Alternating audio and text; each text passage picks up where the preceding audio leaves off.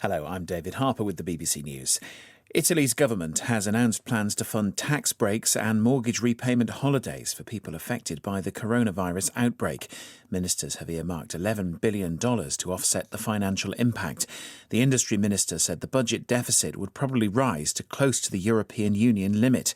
All public gatherings have been banned and people have been urged to stay at home except for work. Dr. Stefano Magnone works at a hospital in Bergamo near Milan. He described the situation there. We are facing a crisis because the beds are not enough for the patients, but we need more people and more ventilators and more beds. You have to stay prepared, and for the government, you have to be prepared for a kind of wartime. Our hospitals are a hospital in a kind of war. The Pope has urged Catholic priests to visit people ill with the coronavirus.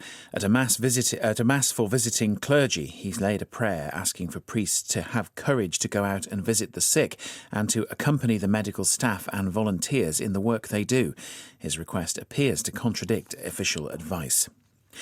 Health ministers from 16 African countries have decided that meetings between officials will all be done via video conference. It's part of measures to prevent the spread of the coronavirus amongst nations in the South African Development Community known as SADC, where only 7 confirmed cases have been confirmed. Sami Awami reports. Southern Africa may be yet to feel the full effects of coronavirus, but the region's governments have decided they need to cooperate. From Angola to Zimbabwe, all 16 SADC nations agreed to work together on improving training and support in order to respond to an outbreak if or when it arrives. They also agreed to use their collective buying power to stock up on vital medicines and supplies. All these preparations will now be monitored through a peer review system which requires members to assess each other's readiness for any potential outbreak. The High Court in South Africa has dismissed the findings of an anti-corruption watchdog that had called for President Ramaphosa to be investigated for possible money laundering.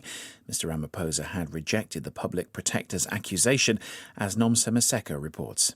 The full bench of judges delivered a scathing judgment against South Africa's public protector. The court found that Busisiwe Mkhwebane displayed a complete lack of basic knowledge of the law and its application. The public protector began her investigation after it was revealed that Mr. Ramaphosa had received a donation from a private company, Busasa, via his son, who had a contract with the business. Ms. Mkhwebane, who is perceived as being close to former President Jacob Zuma, was already under pressure following a string of damning judgments against her. This latest ruling will further strengthen calls for her removal from office.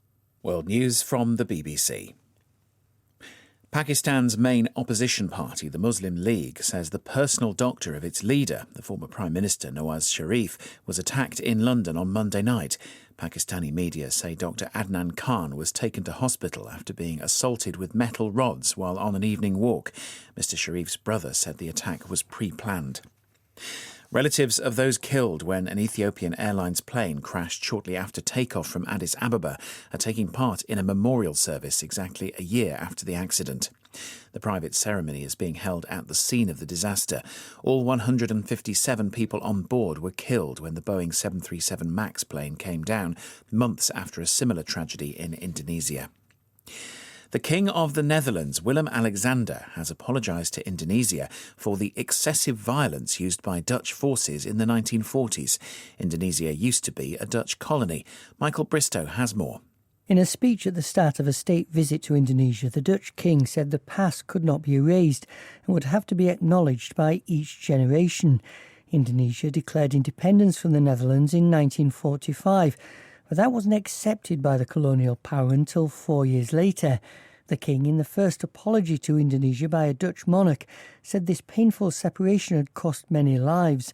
Indonesia's President Joko Widodo said the state visit would concentrate on the future without forgetting the past.